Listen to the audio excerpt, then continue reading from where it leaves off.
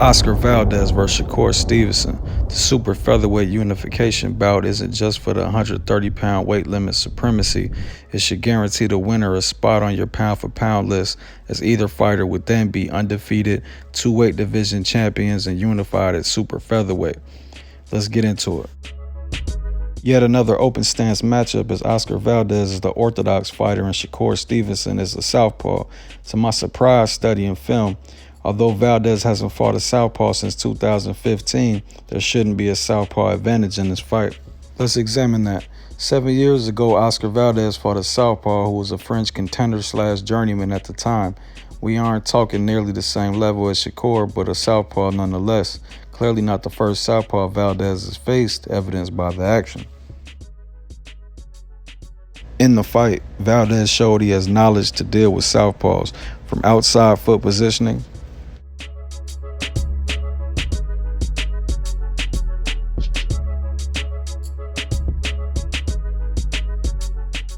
adjusting his normal overhands to open stance, friendly backhand crosses and counter crosses, landing them at will.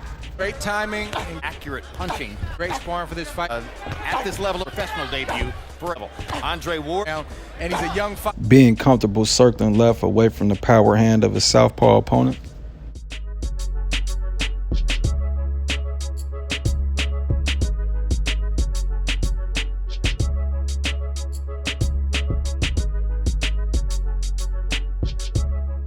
To front step shuffles, hot pivots, and shifts to weak side angles.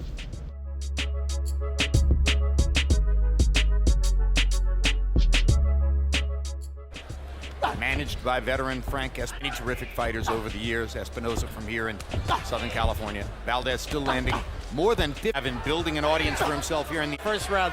I got a 2-1. Oscar Valdez caught up with great. Curiously, Valdez hasn't shown this much dynamic footwork against any of his orthodox opponents since. But if he still has the athletic ability 7 years later, this may turn out to be a more interesting fight than a lot of people thought. But what he has shown throughout the years is excellent high guard traps and counter left hooks that he's used to knock out 3 of his total 4 opponents at super featherweight. Getting out of range, beautiful setup, boom, right on the chin. Oh, left hook puts him down. He's got the smart boxer tonight, and Valdez has few answers, although he lands a nice left hook and he's hurt. Down goes Lopez here in round 7.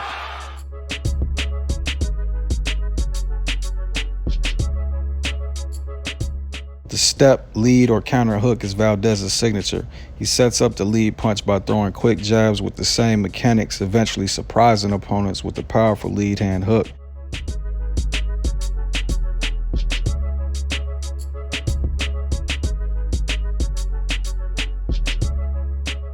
He sets up the counter with the high guard trap or by using distance and distance deception to make his opponent step and usually jab to close distance. Then Valdez steps forward to be in range for the looping shot and counters the opening.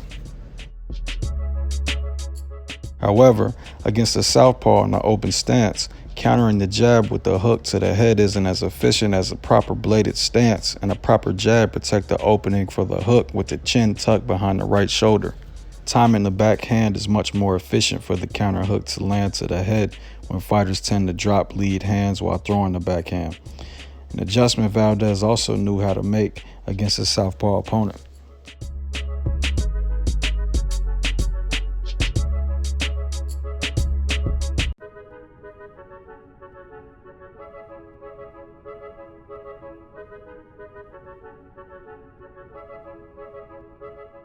So while Stevenson may not have a southpaw advantage, he has the height advantage, the reach advantage, and most importantly of all, a skill advantage. Shakur does tend to throw the backhand cross with his lead hand in a sling as he comes in and out the Philly shell.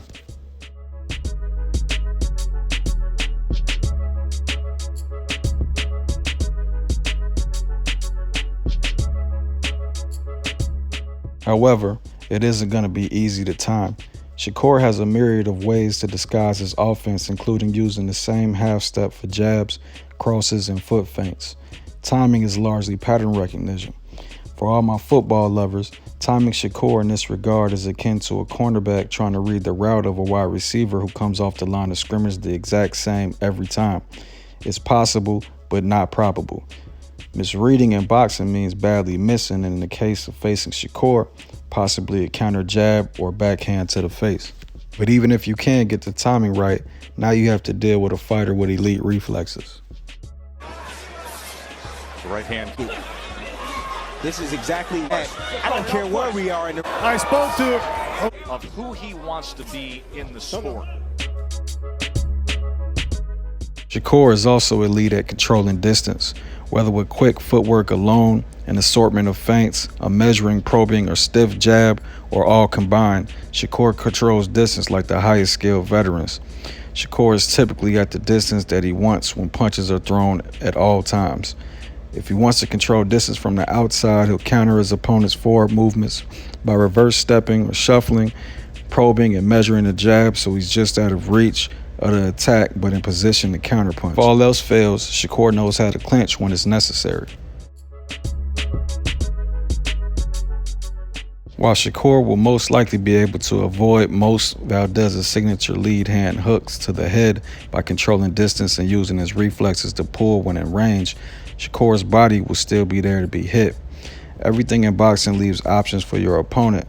It just depends on a fighter's boxing IQ and ability to execute. The mechanics of the Philly shell with the pull naturally leave an opening in the space behind or underneath the elbow. And by default, pivoting off the front foot is volunteering being stuck on the front foot until you complete the pivot. As Shakur pulls his head on the pivot, Shakur leaves the same opening to his body behind. The more bladed his stance is, the more slack the ref will give Valdez for hitting him in the back. Bringing him right back to the center of the ring. So returns it. Would you look at the lead feet here? To the body. See, from both guys. If Valdez wants to have success with lead hand hooks, this is his best bet. Valdez is yet another fighter who defaults to the high guard. He will dabble with a pseudo-Philly shell from time to time, but the high guard is a staple to his game. As I've stated before, there are many holes in and around the high guard, and if you watch the Stevenson vs. Herring film study, you already know that whether lead power, probing, or jabbing, Shakur forces that shell up and destroys high guards. I could have showed highlights from any fight, no matter open or closed stance, as examples because when you're squared in the high guard, it doesn't matter what stance you're in. Shakur is excellent at exploiting openings through and around the high guard. Valdez also tends to lean over his front foot with the high guard like Caraballo did, loading that front leg, waiting for the opportunity to throw the left hook. Shakur simply probed the jab and triggered the counter, or attacked if the counter didn't come.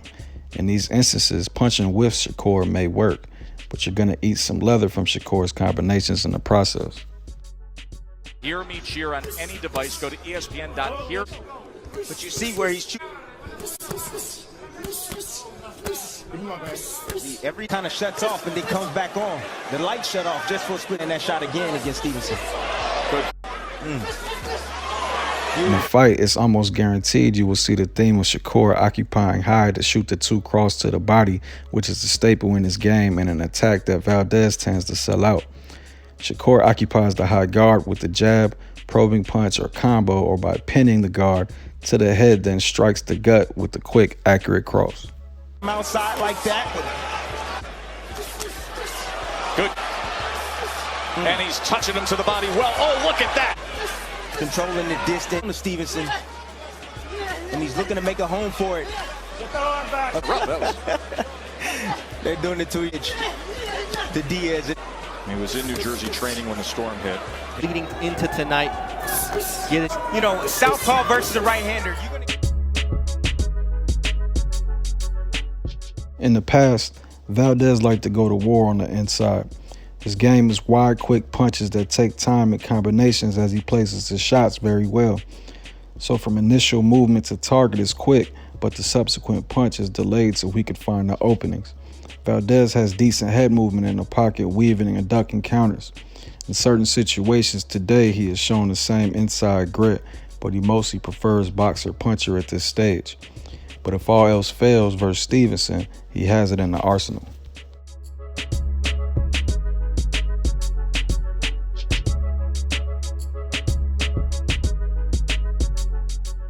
Shakur's inside game is all about control and guard manipulation. Shakur might just have the best control and manipulation game in boxing today. Shakur uses his hands and arms to control or manipulate his opponent's head and guard for leverage to safely transition from offense to defense or vice versa. In my opinion, the highest level of skill in boxing and a real problem for any fighter who doesn't know how to deal with it.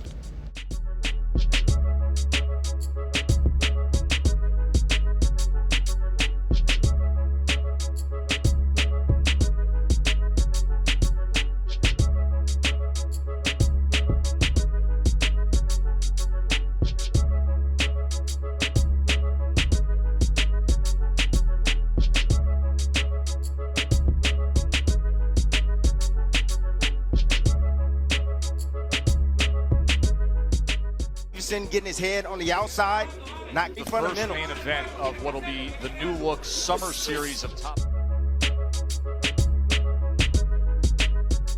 Shakur has displayed very good lateral movement, which has caused Valdez some frustration and problems in the past.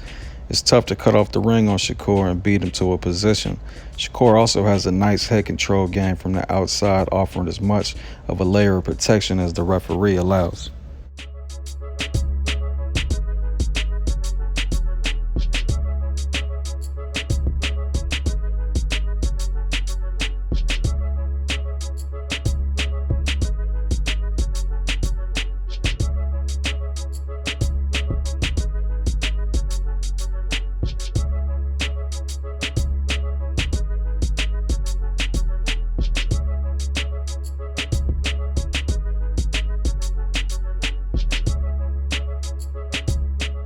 In this era of boxing, how fights are judged seems to be shifting a bit from the traditional scoring criteria.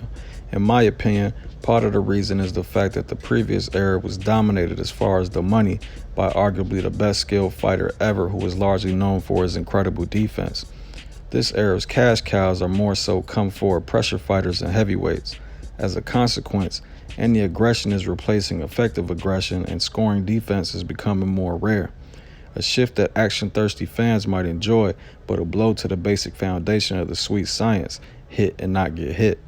If Valdez can cut off the ring and force Shakur on the ropes and in the corners, he may find success by just letting his hands go. If not, in actual punches landed, possibly on the judge's scorecard for his aggression. Now Oscar Valdez is teeing off, and that's not a good look. I hear there's a problem with getting contracts signed, but if there is an actual fight, I'll make a second video for the prediction and a Bet US sportsbook bet much closer to it, just in case we hear news or rumors about significant injuries or other issues that could change the outcome. Plus, I believe the separation gives fans a chance to understand the difference between film study, which is analyzing observable strengths, weaknesses, flaws, and vulnerabilities, as opposed to a prediction of the outcome of a fight, which in boxing could sway on many variables. As always, thanks for watching. Smash the like button, subscribe if you're not subscribed. Peace. Unfortunately, some networks don't allow their film to be used for analysis, so Boxing Gems videos get blocked on YouTube and social media. So when they block the videos, you can catch them exclusive on Boxing Gems Patreon channel along with all the other content. Become a patron today and don't miss a thing from Boxing Gems. Links in the description. Peace.